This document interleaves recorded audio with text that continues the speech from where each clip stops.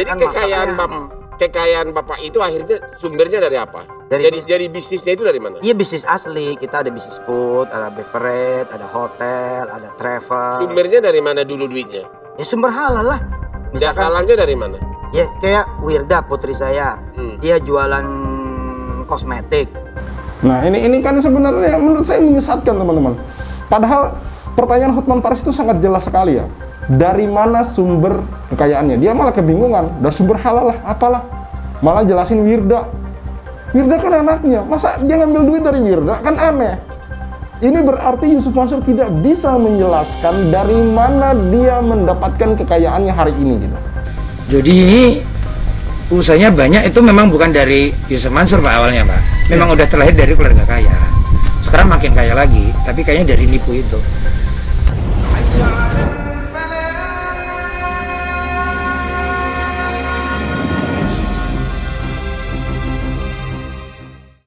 Bismillahirrahmanirrahim. Assalamualaikum warahmatullahi wabarakatuh. Kembali lagi bersama saya Tal Walid. Di salah satu platform media sosial, sebuah akun mengupload video kebersamaan antara Yusuf Mansur dan Jody Brotoseno. Captionnya begini: silaturahmi bisnis di tempat warung stik Mas Jody, Yogyakarta bersama Ustadz Yusuf Mansur dan Kiai Haji Muhyiddin Ishak. Di situ ada sebuah video slide, foto-foto Yusuf Mansur bersama Jody Brotoseno mengunjungi warung Stick and Shake, teman-teman. Mari kita simak.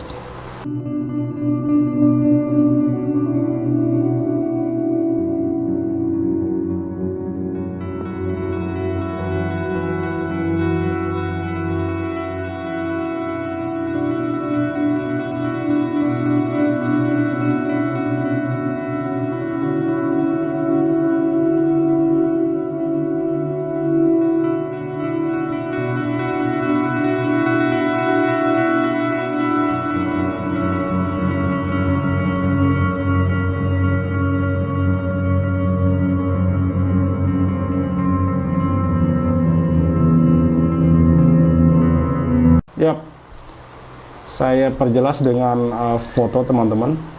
Nah, di sini ada duduk seorang Jody Brotoseno dan juga Yusuf Mansur, teman-teman. Mereka seperti sedang mengobrol. Lalu kemudian di sini lagi Yusuf Mansur berdampingan dengan Jody Brotoseno. Teman-teman sudah tahu yang mengikuti channel saya, Jody Brotoseno ini adalah pemilik daripada warung Stick and Shake, teman-teman. Lalu di sini ada juga Jody Brotoseno memakai baju warna biru dan Yusuf Mansur memakai baju warna hitam yang mengajukan jempol begini, teman-teman. Yap, di situ jelas ya kebersamaan antara Jody Brotoseno mengunjungi warung Stick and Shake bersama dengan Yusuf Mansur.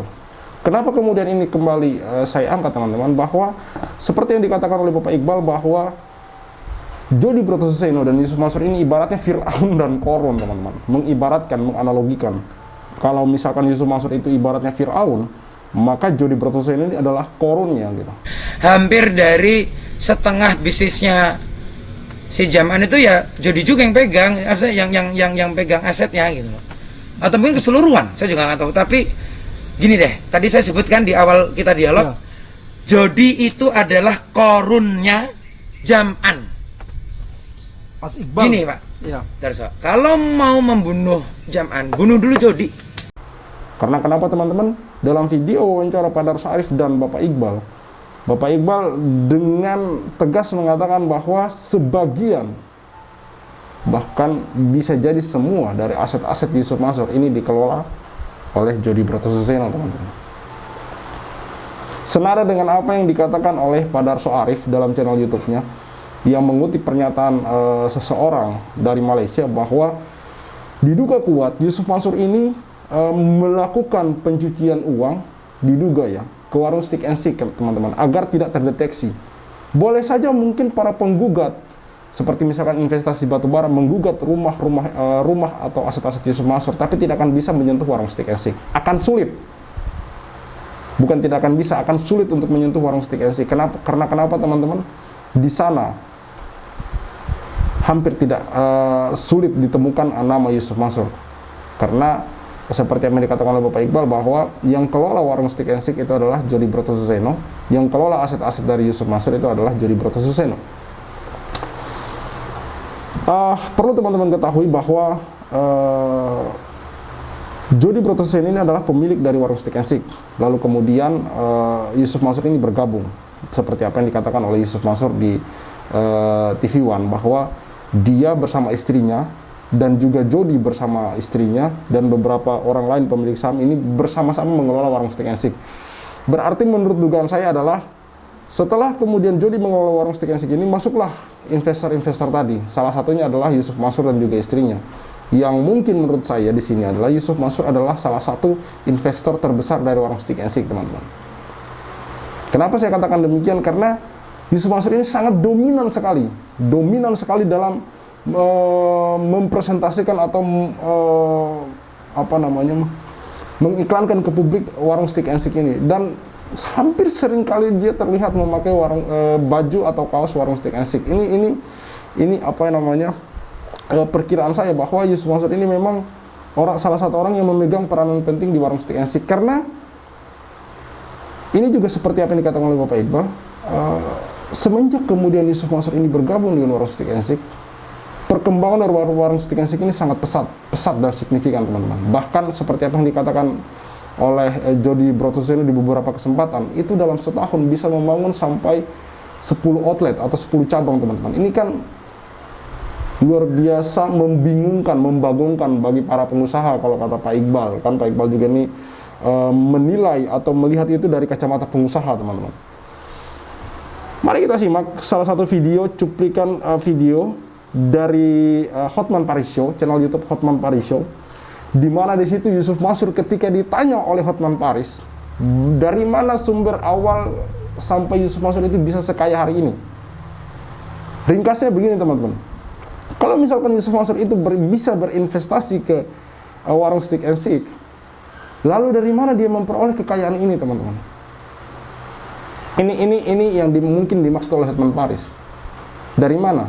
Kan setiap pengusaha itu bisa menjelaskan gitu dari nol, dari mana dia bisa berusaha punya usaha sebesar ini, dari mana dia bisa sampai punya harta sebanyak ini. Setiap pengusaha, menurut saya, pengusaha yang jujur, pengusaha yang benar-benar mendapatkan kekayaan itu dari hal yang benar, hal yang legal, itu seharusnya bisa menceritakan gitu. Seperti misalkan bagaimana kalau kita melihat channel-channel YouTube yang membahas tentang para pengusaha-pengusaha sukses di Indonesia, salah satunya itu Yusuf Hamka. Kalau kita mendengar ceritanya sangat memotivasi sekali, teman-teman. Bagaimana dia naik turun, jatuh bangun, membangun usahanya sampai bisa sekaya hari ini. Tapi berbeda dengan Yusuf Mansur. Saya belum pernah melihat atau mendengar Yusuf Mansur bercerita bagaimana dia berusaha sampai bisa sekaya hari ini. Yang paling sering langganan dia cerita adalah dia sedekahkan ini sehingga kemudian dia dapat itu, dia sedekahkan ini sehingga dia dapat itu, dia sedekahkan. Ini kan ajaran yang tidak masuk akal, teman-teman. Bukannya kami meragukan manfaat atau fadilah dari sedekah, tidak. Tapi tidak sesederhana itu, teman-teman. Tidak sesederhana itu. Kemudian kalau misalkan sesederhana itu, orang-orang akan gampang dong. Dan akan akan menjadi multi tafsir, dan ini menjadi bias, teman-teman. Bagaimana orang yang tadinya bersedekah ini diperuntukkan untuk mencari pahala jadi lain, dan sampai hari ini Yusuf Mansur tidak pernah bisa membuktikan kata-katanya itu sendiri gitu. Mari kita simak wawancara dari Hotman Paris dan Yusuf Mansur ketika ditanya dari mana sumber awal kekayaannya, teman-teman. Jadi kekayaan Bapak itu akhirnya sumbernya dari apa? Dari bisnisnya itu dari mana? Iya, bisnis asli. Kita ada bisnis food, ada beverage, ada hotel, ada travel. Sumbernya dari mana dulu duitnya? Ya sumber halal lah. Misalkan halangnya dari mana? Ya kayak Wirda, putri saya. Dia jualan kosmetik. Anak sekecil aja transaksinya udah lumayan. Nah, saya dari situ ada. Ada aja, Bang. Orang kalau ahli sedekah, Bang, kalau dia rajin ngeluarin duit buat orang lain, percaya omongan saya, itu ada aja rezekinya. Kebuka pintu-pintu berkah. Cuman digoncengin naik motor doang dapat duit. Nah, ini kan sebenarnya menurut saya menyesatkan, teman-teman. Padahal pertanyaan Hotman Paris itu sangat jelas sekali ya. Dari mana sumber kekayaannya. Dia malah kebingungan, dan sumber halal lah, apalah. Malah jelasin Wirda. Wirda kan anaknya, masa dia ngambil duit dari Wirda? Kan aneh. Ini berarti Yusuf Mansur tidak bisa menjelaskan dari mana dia mendapatkan kekayaannya hari ini gitu. Ya sebenarnya bisa, hanya kan kalau dia jelaskan secara detail, kemungkinan besar juga kuat ya dari sedekah, dari mungkin ya investasi-investasi yang mangkrak itu tadi gitu. Karena kalau dirunut ke belakang, kita flashback ke belakang, Yusuf Mansur itu dulu, kalau kalian lihat video-video lama, itu paling sering mengumpulkan sedekah. Yang kedua, paling sering terlihat menceritakan bisnis-bisnis yang akan dia bangun. Hotel City, batu bara, investasi Kondote Moyavidi, kemudian tabung tanah, umroh merdeka, dan itu semua mangkrak teman-teman, termasuk Paytrend. Paytrend Asset Management kemarin ditutup oleh OJK bulan Mei lalu. Kenapa semua bisnis-bisnis yang berbasis umat, yang kemudian itu merekrut umat, mengambil harta dari umat, itu semua mangkrak dan tidak jelas kemana aliran duitnya. Tiba-tiba hilang begitu saja, seperti ditelan apalah gitu. Kemana semua aliran dana ini? Lalu kemudian tiba-tiba Yusuf Mansur bisa berinvestasi ke warung Stick and Stick, yang nilainya tentu bukan 1-2 miliar, ini bisa puluhan bahkan ratusan miliar teman-teman. Kalau ini diaudit teman-teman, kalau ini diinvestigasi, ditelusuri. Dari mana uang Yusuf Mansur ini sebenarnya? Dari mana? Karena dia tidak pernah bisa menjelaskan dari mana kekayaan awal Yusuf Mansur hingga bisa sukses seperti hari ini. Apakah itu dari warisan? Kan bisa dijelasin. Oh, dari warisan, bapaknya memang orang kaya dan mewariskan ini. Lalu kemudian dikembangkan oleh Yusuf Mansur. Atau tidak, mungkin mereka membangun usaha kecil yang kemudian hingga kemudian bisa besar seperti ini hari ini. Lalu kemudian dia berinvestasi ke warung Stick and Stick. Karena teman-teman perlu ketahui, walaupun hari ini Yusuf Mansur berada di warung Stick and Stick, tapi sejak awal warung Stick and Stick itu bukan punya Yusuf Mansur. Itu dimiliki oleh keluarga dari Jody Bratosuseno, yang kemudian dijalankan oleh Jody Bratosuseno. Lalu kemudian Yusuf Mansur bergabung. Jody ini usahanya banyak, itu memang bukan dari Yusuf Mansur Pak awalnya Pak. Memang udah terlahir dari keluarga kaya. Sekarang makin kaya lagi, tapi kayaknya dari nipu itu. Gitu loh. Kayaknya itu dari kalau ngomong nipu tuh sepertinya kayak orang kampung ya, tapi ini mereka tuh white collar criminal. Kira-kira gitu. Jadi Yusuf Mansur bukan pencetus awal dari bisnis kuliner warung Stick and Stick, bukan. Lantas apa bisnis Yusuf Mansur hingga membuat dia kaya seperti hari ini? Wallahu a'lam bishawab. Hanya Allah dan Yusuf Mansur yang tahu teman-teman. Maka kemudian kami duga kuat bahwa harta-harta dan aset Yusuf Mansur hari ini itu diperoleh dari investasi-investasi yang mangkrak tersebut, dan juga sedekah-sedekah yang kemudian sampai hari ini tidak diketahui alurnya. Dari kemana sedekah-sedekah yang kemudian orang-orang itu bersedekah ke Yusuf Mansur itu kemana? Larinya kemana? Ini harusnya kan bisa ditelusuri, karena tidak boleh sembarang orang asal mengumpulkan sedekah dan kemudian tidak diketahui ini sedekah dialokasikan kemana. Harus jelas dong. Kalau misalkan ini seperti ini terus, maka akan banyak oknum-oknum yang memanfaatkan sedekah ini tadi. Tahu sendiri negeri kita ini, Indonesia ini sangat dermawan sekali. Di Palestina saja sana, Indonesia ini sangat terkenal sekali bahwa salah satu negara yang paling dermawan gitu. Maka kemudian akan ada orang-orang yang melihat peluang ini teman-teman. Akan ada orang-orang yang kemudian memanfaatkan ini. Memang betul, ketika kita bersedekah dan kemudian penerima sedekah tadi mengalokasikan kemanapun, memang pahalanya akan tetap menjadi pahala sedekah. Tapi kan menjadi kewajiban kita juga untuk kemudian memastikan bahwa apa yang kita sedekahkan itu, tujuan kita bersedekah itu memang benar-benar tersalurkan, memang benar-benar tersampaikan gitu. Saya curiga, kenapa hari ini Yusuf Mansur itu berhenti kemudian bercerita atau kemudian menarik sedekah? Kenapa? Kenapa Yusuf Mansur hari ini hampir tidak terdengar dia mengumpulkan sedekah, atau hampir tidak terdengar dia bercerita tentang sedekah? Kenapa? Kalau memang ajaran itu benar, harusnya dia tidak perlu mendengarkan kritikan. Apakah takut kemudian orang-orang makin detail melihat dia? Apakah kemudian khawatir dengan kemudian orang-orang yang mulai mengkritisi dia? Ini kemudian pertanyaan-pertanyaan yang muncul teman-teman. Karena semenjak banyak konten kreator mengkritisi Yusuf Mansur, mengkritik ajaran-ajaran yang disampaikan oleh Yusuf Mansur, semenjak itu pula Yusuf Mansur berhenti berceramah tentang sedekah, bahkan mengumpulkan sedekah, teman-teman. Maka sekali lagi saya katakan bahwa sampai hari ini belum ada klarifikasi dari Yusuf Mansur terkait dari mana dia mulai sampai kemudian dia bisa sekaya hari ini. Dan juga belum ada klarifikasi dari Warung Steak Asik seperti apa posisi Yusuf Mansur di Warung Steak Asik. Karena menurut saya teman-teman sudah jelas bahwa Yusuf Mansur ini adalah bagian dari Warung Steak Asik. Karena sudah banyak video beredar pengakuan cerita dari Yusuf Mansur mengenai Warung Steak Asik. Sudah banyak mengenai dia bercerita tentang omset Warung Steak Asik, pajak Warung Steak Asik, jumlah karyawan di Warung Steak Asik, dan secara jelas dia katakan di TV One bahwa Yusuf Mansur ini bagian dari orang-orang yang kemudian ikut mengelola Warung Steak Asik bersama Jody Brotoseno. Kenapa Warung Steak Asik, teman-teman? Kenapa kemudian kami menyuarakan untuk memboikot Warung Steak Asik? Karena sampai hari ini tidak ada kejelasan dan klarifikasi dari Warung Steak Asik. Karena banyak kemudian orang-orang menduga bahwa Warung Steak Asik adalah tempat dari Yusuf Mansur mencuci uang. Wallahu a'lam bishawab, hanya Allah yang tahu. Jika memang seperti ini ceritanya, maka semoga Allah buka dan bongkar ini sebongkar-bongkarnya, sedalam-dalamnya, teman-teman.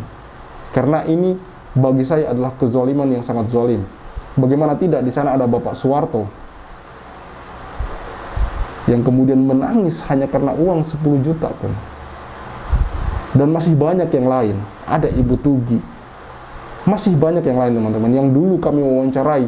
Itu menangisi uangnya 10-20 juta, tapi Yusuf Mansur diam saja. Ini bukan berbicara tentang nominal, teman-teman, tapi berbicara bagaimana sakitnya mereka kemudian mencari uang tersebut sepeser demi sepeser, lalu kemudian menginvestasikan kepada Yusuf Mansur hanya karena dia percaya dengan Yusuf Mansur. Namun kemudian kenyataan yang mereka terima adalah pahit, sebuah keingkaran, sebuah ingkar janji, hanya ingkar janji yang mereka terima, teman-teman. Ini menurut saya zalim, teman-teman. Ini menurut saya zalim. Dan ada banyak orang seperti Pak Suwarto, ada banyak orang seperti Ibu Tugi dan yang lainnya. Karena mereka ini hanyalah salah satu orang yang kemudian berani tampil di depan kamera, yang kemudian berani untuk kami wawancarai, teman-teman. Masih banyak yang kemudian hanya sekedar komen di kolom komentar YouTube, hanya sekedar kirim email segala macam gitu. Ada yang juga karena malu untuk muncul, teman-teman. Ada yang karena takut, teman-teman. Bayangkan saja. Kalau misalkan benar-benar ditelusuri dulu, ini Hotel City itu ada ribuan, teman-teman. Ada ribuan orang yang kemudian menginvestasikan uangnya di sana gitu. Artinya kasus ini sebenarnya tidak main-main, teman-teman. Belum kalau kita berbicara batu bara, Paytrend, Umrah Merdeka, Tabung Tanah, Berarti Moya Fidi. Dan lagi-lagi ini bermuara ke satu nama, yaitu Yusuf Mansur, yang mana kemudian bisnis-bisnis ini tidak pernah bisa dijelaskan kenapa bangkrutnya, kenapa sampai bisa mangkrak, kenapa sampai bisa tidak jalan, tidak pernah bisa dijelaskan.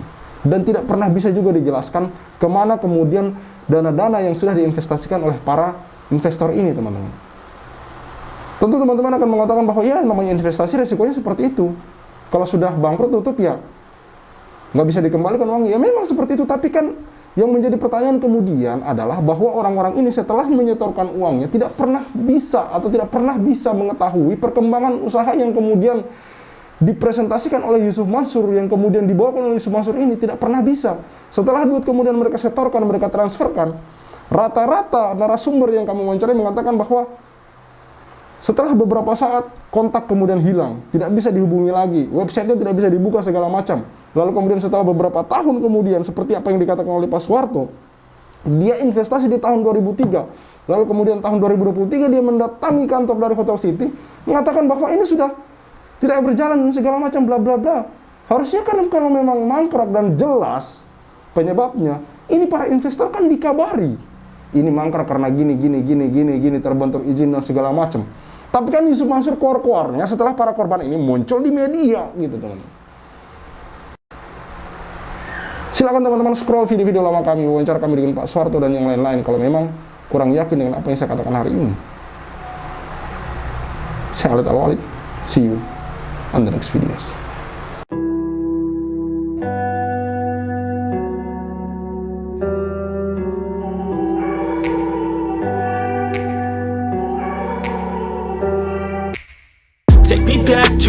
place where I felt at home. Take me back to a day when we weren't alone. Take me back to an age when the world felt small. Way back before we blew it all. Take me back to a place where I felt at home. Take me back to a day when we weren't alone. Take me back to an age when the world felt small. Way back before we blew it all. Too many things going on, I can't keep track of them all. From people dropping a bomb to people putting up walls. I feel like life is on hold, perception stuck in a vault. I know that time can heal all, but how much time till we fall? It's awfully chilly outside when there's no shelter to hide. When everything is a lie, you'll find that out in some time. But when the things on your mind are all considered a crime, communication aside, we'll all just fight till we die. Is this an argument or just the start of it? Either way, I don't wanna be a part of it. Can I just get some space? I don't have the heart for this. I can't be picking up the pieces, fixing scars from this. Is this an argument or just the start of it? I wanna drive away so I can be so far from it. I wanna find a place where no one breaks their promises. Or maybe drown myself in something that is bottomless.